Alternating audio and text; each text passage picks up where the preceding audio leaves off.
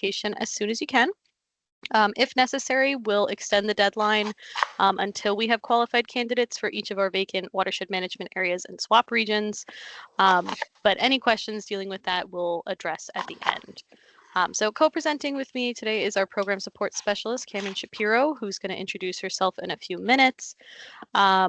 Before we start, I just want to make a few housekeeping reminders. Just please keep your mics muted throughout the presentation, and that we'll have plenty of time for questions at the end. So it means a great deal to us all that you took the time out of your day to come and learn about this program and what it can offer you as someone who might be interested in getting their start or a career transition into the environmental field. So thank you all again for being here today, and we look forward to sharing all the details and information about what serving as an AmeriCorps New Jersey Watershed Ambassador is like. So I think we can go on the next slide. All right, so we're just going to do a quick breakdown of what the program is. And actually, I forgot to introduce myself. Sorry, my name's Michelle Hatfield. I'm the program director of the Watershed Ambassadors program. Once Cameron begins, she can do a little intro on who she is. But knowing that, we'll just do a quick breakdown of the program. So ambassadors, while they're serving, they wear many hats. They join up for a term of service as part of a larger national network of service programs that address critical needs of communities. So the NJWAP, or the Department of Environmental Protection, sponsors and partially funds the Watershed Ambassadors program. But as an ambassador, your purpose is to educate the community on everything water related, including but not limited to water, watersheds, pollution, and conservation. You also have the added representation of your assigned host agency, which we'll get into in a few slides. But we put an emphasis on demonstrating to the members of this program that you're a part of something much bigger than what you're doing here in New Jersey. It's important for them to understand that you're not an employee of the DEP or an employee of your host agency site, but rather that first and foremost, you're an AmeriCorps member serving with the NJWAP and your organization. So as a member, we discourage the use of words like working. Instead, we say serving. We also discourage the use of terms like paychecks, as you get a living stipend, and you're also not hired for a job. This would be that you're joining up for a term of service. So we can go to the next slide. So within the DEP, we fit into the Bureau of Environmental Analysis, Restoration, and Standards, or BEARS for short. And then we're also part of their environmental stewardship team. Throughout the term of service, there are a lot of DEP employees who help with training and mentorship, both within the Bureau and outside of the Bureau. So these are just some of the program areas that you could expect to gain exposure to. And we can go to the next slide.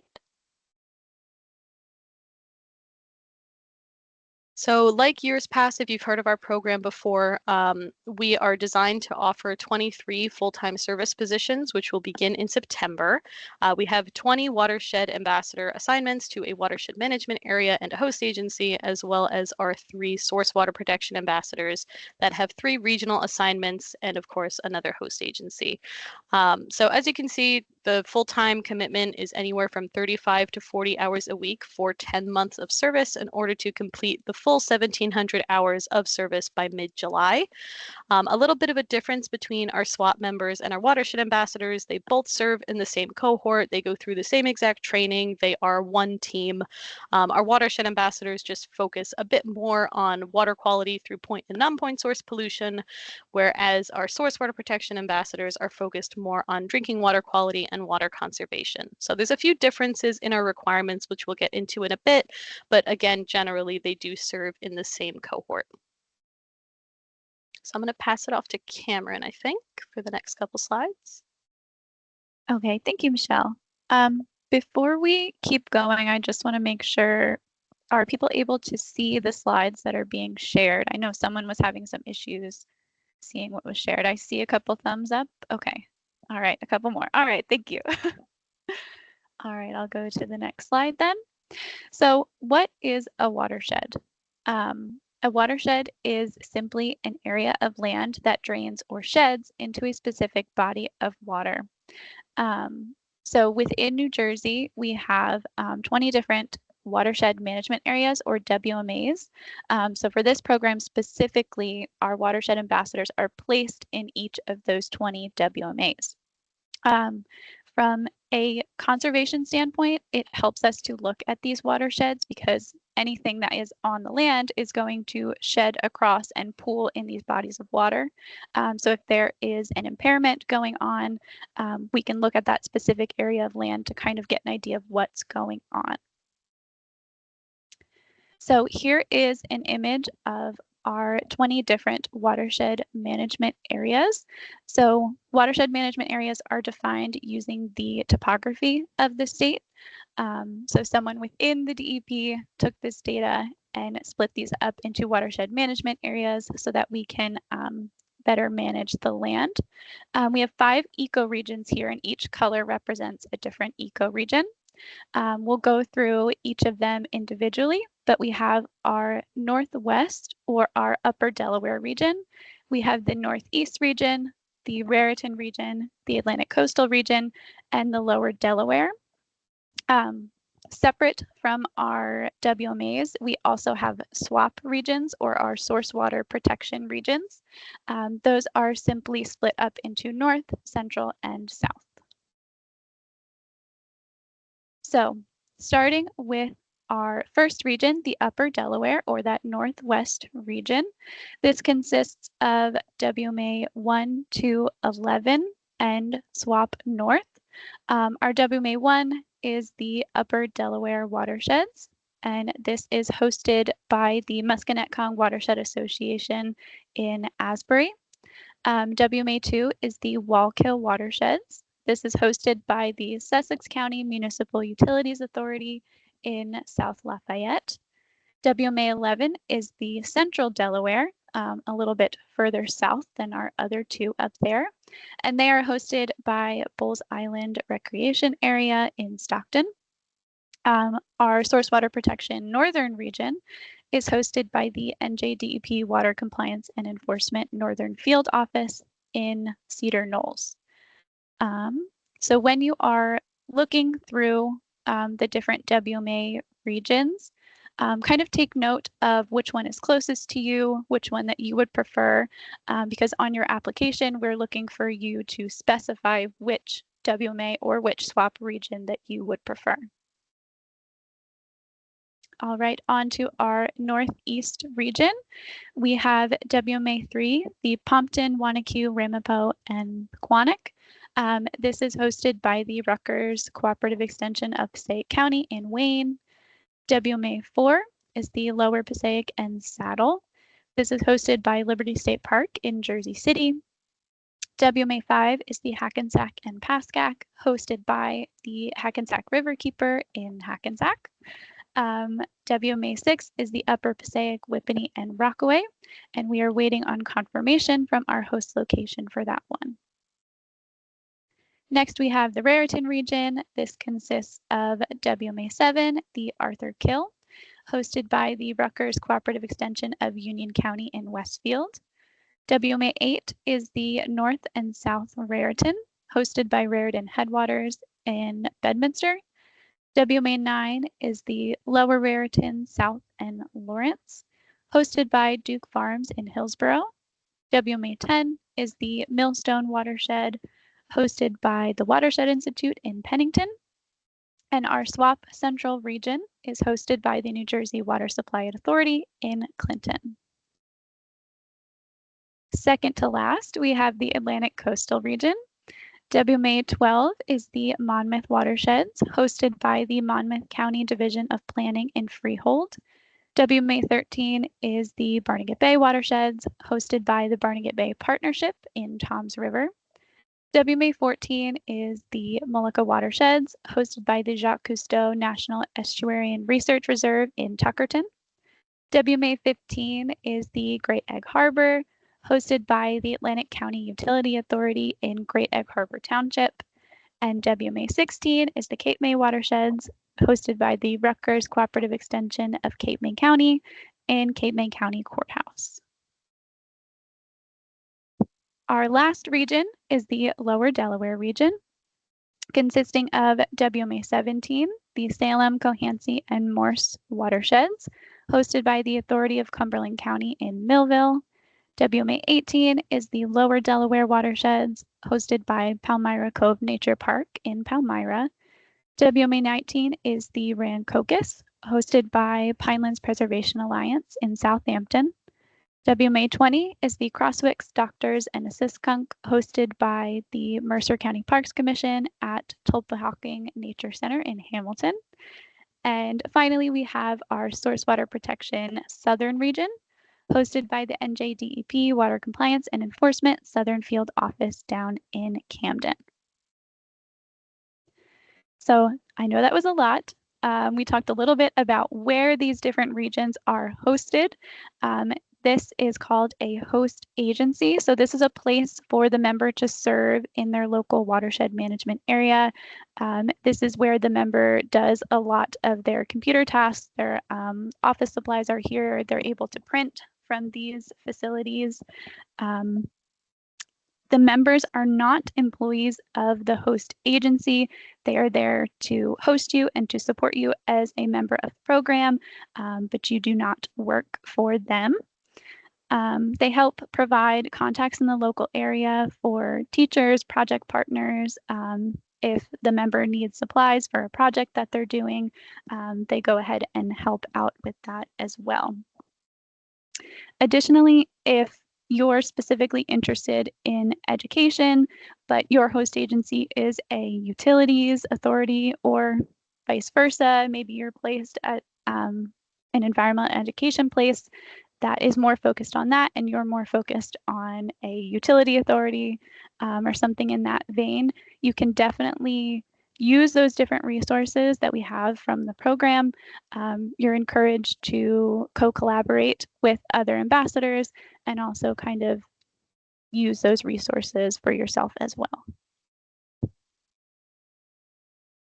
Okay, I think it's back to you, Michelle. So we always like to give just a general look at the program before we kind of get into this overview section, just because we know it is a lot to comprehend. So just a little bit more about the program and who we are. We are a competitive grant that is funded in part by the DEP, as I mentioned before, but we're also funded in part by the Corporation for National Community Service. Every 3 years, we submit a grant to continue to receive funding for our program, but we're also part of a wider portfolio of 25 AmeriCorps programs that operate in the state of New Jersey. Other programs can focus on things like literacy in the classroom, food security issues, healthcare access, but our program specifically has an environmental stewardship focus. And members in the NJWAP, they serve with all sectors of society to improve the quality of New Jersey's waterways, nurture community-based environmental activities, and empower residents to make responsible and informed decisions regarding their watershed. We do this by educating the public on watershed science and encouraging them to get involved in local stewardship actions, such as implementing community green infrastructure and stewardship projects through partnering with local organizations and community volunteers, as well as conducting stream assessments following DEP monitoring protocol that the members are trained in the beginning of the term. And regarding training, it's offered in highly sought after skills in the environmental field, including GIS, field work, Project WET certification, grant management, project management, and science communication. These skill sets are often what entry-level careers in the environmental field are looking for, so we like to set up the ambassadors for success following their term of service.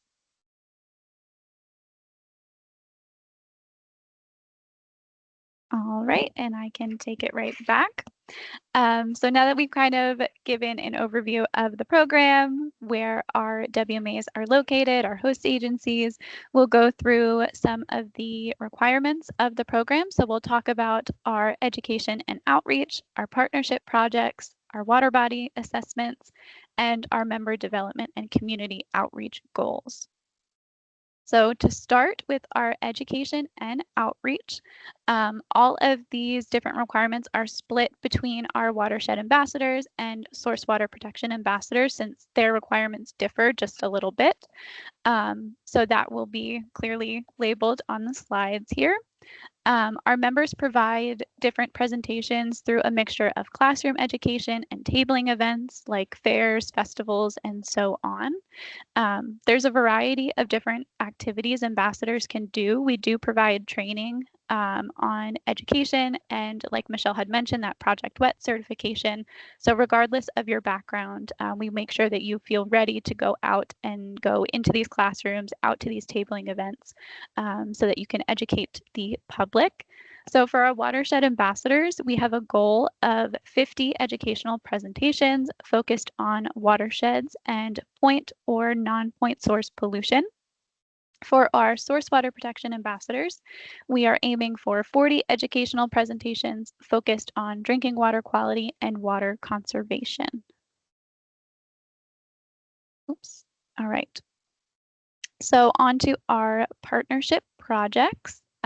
This might seem like a lot for an ambassador to complete, just kind of looking at all the text on the screen here, but each year ambassadors are able to manage this. Many complete more than what is required of them. Again, we train members in how to conduct all these different types of projects. And if we don't provide a training, members are encouraged to seek trainings of their own.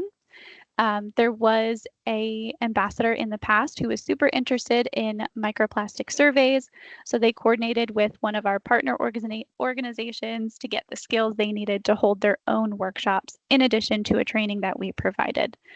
So nothing is kind of out of the scope of possibility in that sense. So for our Watershed ambassadors, we have a total of 9 different partnership projects, 2 of which have to be a water body cleanup, 2 of which have to be environmental stewardship trainings, or what we call ESTs. These have some kind of educational hands-on component, whether that is a rain barrel workshop, a rain garden planting.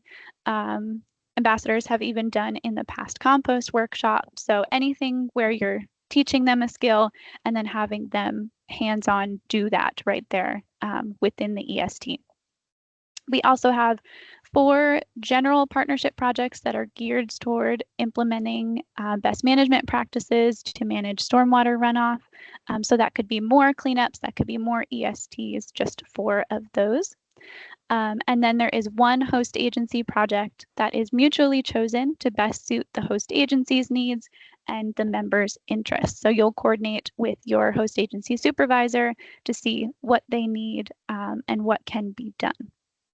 So with our SWAP ambassadors, it's very similar. We have 7 total projects for them. What differs is our 2 tree planting projects, which are required for the SWAPs. It is the same with the 4 partnership projects, which again can include ESTs or cleanups, and then that 1 host agency project. Some other examples of partnership projects, I know I talked about a few, but I'm not sure I hit all of them, and I don't think I will. There's native species plantings, outcompeting species removals, or invasive species removals. Those are very, very popular. Microplastic workshops, and much, much more. All right, moving on to our water body assessments. So for these, our Watershed ambassadors have 35 water body assessments that they are required to complete. 30 of them are biological and habitat stream assessments, and then they have 5 floater assessments. Floater assessments are assessments that ambassadors do with a partner organization that contribute to citizen science. Members can take what they're passionate about and participate in different activities like microplastic surveys. We do horseshoe crab surveys, road salt monitoring, amphibian crossing surveys, and again, that there's no kind of cap on what you can do in that area. For our SWAP ambassadors, you'll notice that they are not required to complete stream assessments, but they are still trained in the protocol and are able to help the Watershed ambassadors with those 30 biological and habitat stream assessments. So how that's kind of broken down further is you'll have 8 assessments in the fall. So you'll be given 5 different stream sites. and you'll be trained on how to do a habitat and biological, and you'll go out and do them for each of those different sites. And then in the spring, you're given 11 sites to complete those assessments at. Alrighty.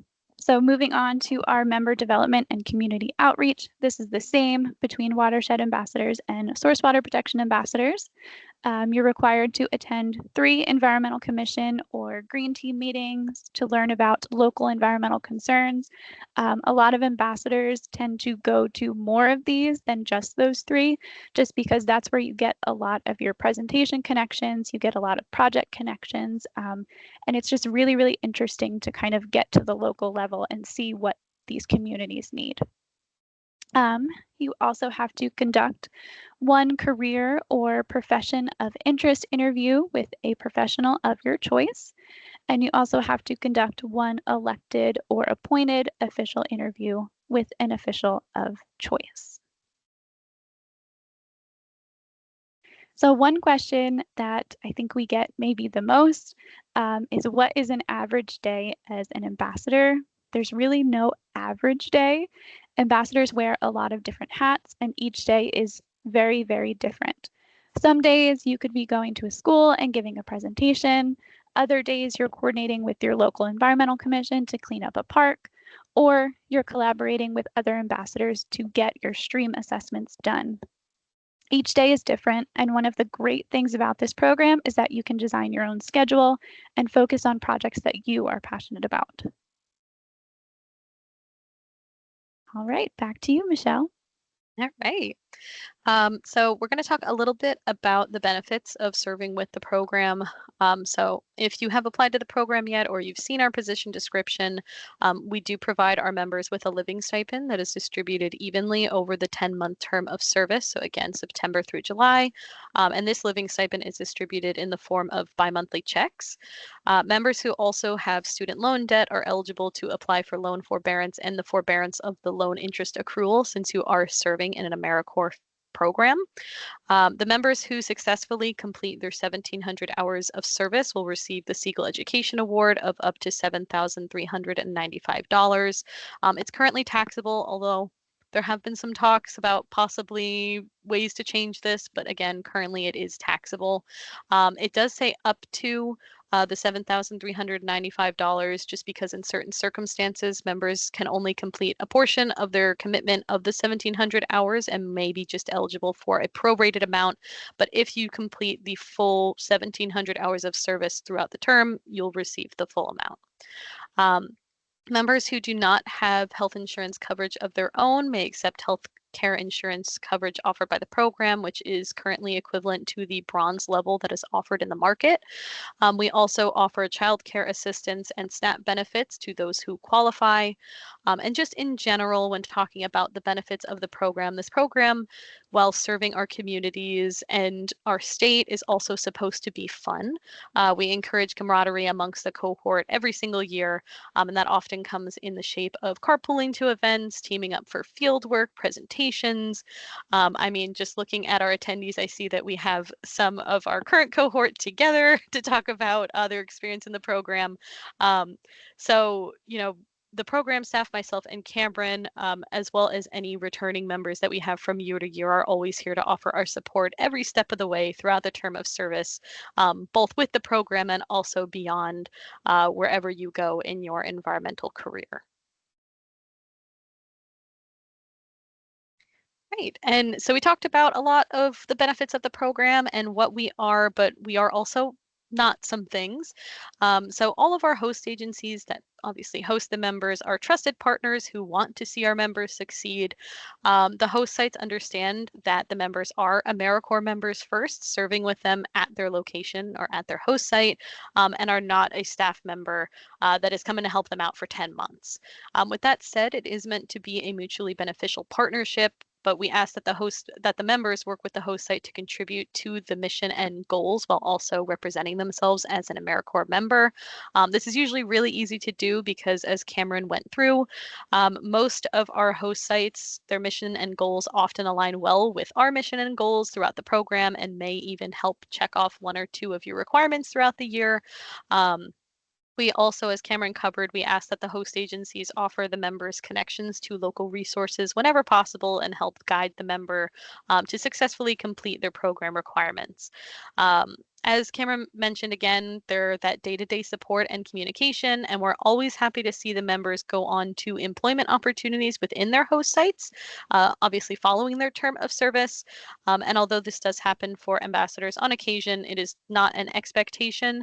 So it's important to understand that completing a term of service with our program does not guarantee you a job placement anywhere. And we're also, as I stated before, not a job while you're serving in the program. It is a term of service. So again, just while we do offer extensive opportunities for professional networking throughout the term, this is not a job placement program. The same goes for internship. You know, we're not a job, not an internship, but a term of service. It's also not a light commitment. You can see how many requirements that we have within the program. And while we do allow members, if they're going for an additional degree, whether that be their master's or an additional bachelor's degree, we just ask that the program remains priority because it is a full-time commitment of 35 to 40 hours a week for those 10 months. Since we are federally funded bipartisanly, we are not an advocacy group or a political group, so we do not engage in any advocacy or political activities while serving in the program. All right. So now we're just going to talk a little bit about eligibility and kind of what we're looking for our members to qualify for the program. But most of our requirements are the same as all AmeriCorps programs. So we have the basic eligibility requirements, such as age 17 plus, must be a U.S. citizen or a lawful permanent resident. You must pass all levels of our criminal history checks. But our program has the added requirements of having at least a 4-year degree or higher. So that could be in any field. We just ask that you at least have your bachelor's degree. And we also ask that you have a valid driver's license and a reliable vehicle to get you to and from your service assignments. This is a very driving intensive program. Obviously, you are hosted within your watershed management area, which is, you know, whatever area of the state that is. But we do meet monthly as a cohort, and that could be anywhere throughout the state. We also offer optional opportunities throughout the state that members can choose to attend, as well as a few mandatory events that may also be throughout the state. So again, this is a very driving intensive program, so we do have that requirement of a valid driver's license as well as the reliable vehicle. But I will just note that we also do reimburse for mileage at the federal rate. I believe it's 0.735, 725, somewhere around there, cents a mile, and we max out at 750 miles a month per member. So that is an added benefit that we have through our program since we know that we are a very driving intensive program. And just also in terms of eligibility, I know this year I've seen a lot of applicants that have come from other AmeriCorps programs. So I'm sure that those who are aware of this, but just to note, there is a limit on the number of service terms for all AmeriCorps programs. So members can only serve for 4 terms, full-time terms, and can only accept that Siegel Education Award for 2 of those full-time terms. All right. So we are incredibly fortunate to have some of our current members in attendance of this meeting today to kind of talk about their experience in the program. So I see that, okay, we have 2 cameras with some people. So why don't we start with Betsy, if just because you're coming up first on my screen. So if you're ready, feel free. Yeah. Hi, everyone. Can everyone hear me? I can hear you. Okay, great. Yeah, my name is Betsy, and I am currently actually at my host agency, Rutgers Cooperative Extension of Union County, for WMA 7, the Arthur Kill Watershed. And yeah, I've really enjoyed this program and my term of service. I think one of the great things about this program is that you kind of get experience in a bunch of different fields within the environmental realm. You know, as Cameron and Michelle said, you get a lot of experience with education and educating the public. You get experience with project management.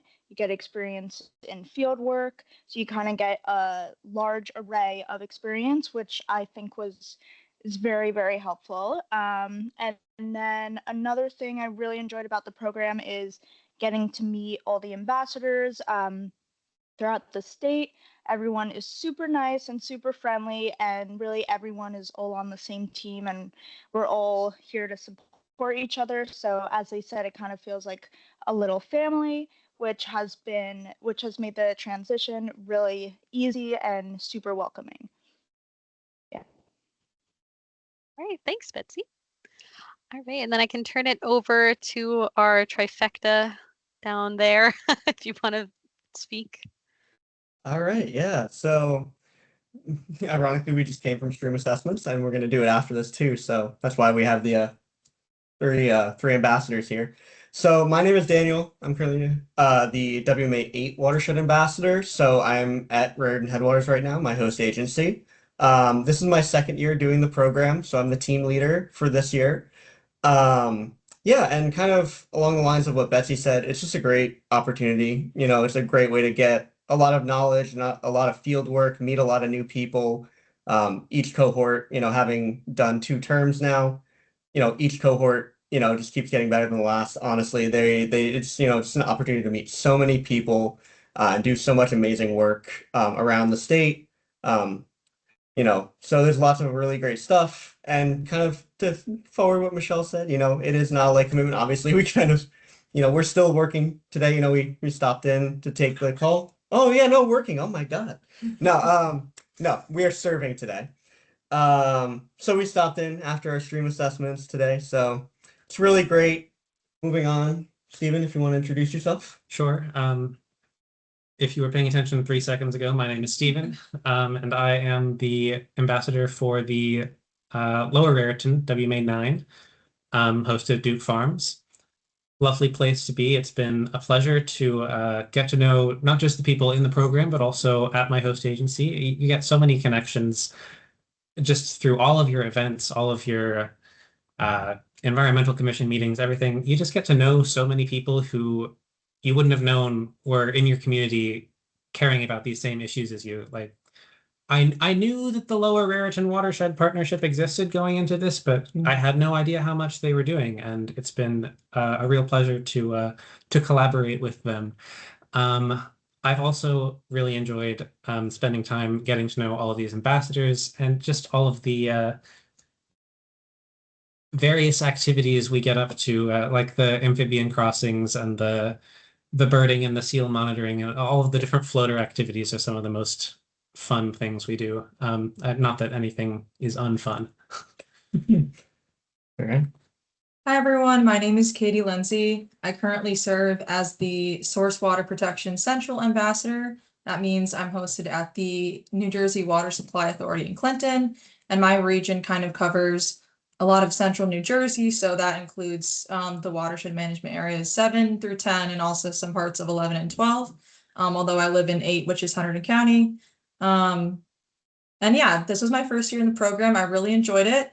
The Source Water Protection Program went through some changes from the last term, but we really were flexible with it. It was really fun to get to be involved in a lot of different environmental stewardship projects and have the leadership experience to plan some of that. So as Michelle mentioned, for skill building, it's a great opportunity to learn project planning and management. We also communicate a lot in various ways to the public over email meetings. So a lot of professionalism skills. We also hold a career day and get to go to a lot of different conferences and network with a lot of professionals in the field and make connections in the field that you might not have otherwise had the opportunity to. We also get field experience, like Betsy mentioned, with stream assessments and various floaters to get to try to learn different ways of reporting things in the environment, whether it's horseshoe crab monitoring or seal monitoring, and lots of cool stuff like that. We also have a lot of fun team building activities, and getting to attend all of the monthly meetings and trainings hosted at the various environmental centers where we're hosted throughout the state is a great way to get to explore New Jersey if you're new or just haven't seen different parts of New Jersey before, it's a great way to get to really see how the landscape is different and how the streams are different, and get to be involved with so many different things. And then I guess I'll close by saying it's a great way to make an environmental impact. If you're just starting out in the field, it's a great way to make friends and connections with other people who are just starting out in the field. And yeah, it's just an opportunity you don't want to pass up, and getting to serve has been a great experience for me. Yeah, I would definitely second that, especially the Exploring New Jersey, doing 2 terms. We did so much amazing stuff the first term, and I was like, oh my God, we saw so much, just this 1 term. And then doing the second term, we went to whole new places around the state. There's all sorts of amazing things that you can find throughout the state of New Jersey. And this program really does, like Katie said, allow you to see things that you would have either never known existed, or maybe you never really had the opportunity to go see because they're kind of out of the way. So it's really great opportunity. Yeah, no, it's been great. I just realized that we actually have the entirety of the central region Yay. in the chat today. I just realized that we have all of us here, so that's fun. All right. Well, thank you. And I will also just speak to, obviously, when I introduced myself, I forgot to introduce that I am also an alumni of the program. I served in the program in 2022 to 2023, and I was in WMA 9, so where Stephen is hosted currently. And, obviously, I love this program. Obviously, but I think it really speaks to the fact that I've seen this program grow so much and gain so much experience that it really is, if you're looking for that introduction into the environmental field within New Jersey or within, I think, globally, this really is a great introduction to that. And if you're looking for a career change as well, this introduces you to so many stakeholders within the environmental field throughout the state. And I think that it also speaks to my interpersonal skills as well. When I was an ambassador, I was definitely a lot more soft-spoken, a little more nervous. When I saw that requirement of 50 presentations, I almost didn't apply because I was so nervous about that. But it's really been such a learning experience, and getting the training on these things and learning about so many things happening throughout New Jersey, as well as growing those interpersonal skills, has just been such a rewarding experience. And it just keeps getting better. I really do enjoy seeing the members of the cohort grow now, and obviously, per what our current members have said, it really is just a wonderful introduction into the environmental field, as well as if you're looking for that career change. Cameron, I don't know if you had any thoughts as well. Yeah, I guess now that it's the end of the presentation, it's a good time to introduce myself. I realized I did not do that. So I'm Cameron Shapiro. I am the Program Support Specialist for the AmeriCorps New Jersey Watershed Ambassadors Program, and I am also an alum of the program. Michelle and I were actually ambassadors in our first term together, Michelle's only term of service. I served down in WMA 17, down in Salem and Cumberland County, the Salem, Cohansey, and Morse Rivers watershed. I did that for 2 terms of service. And then my last term of service, I switched over to WMA 14, the Mullica watershed, over kind of in lower Burlington County, upper Atlantic County.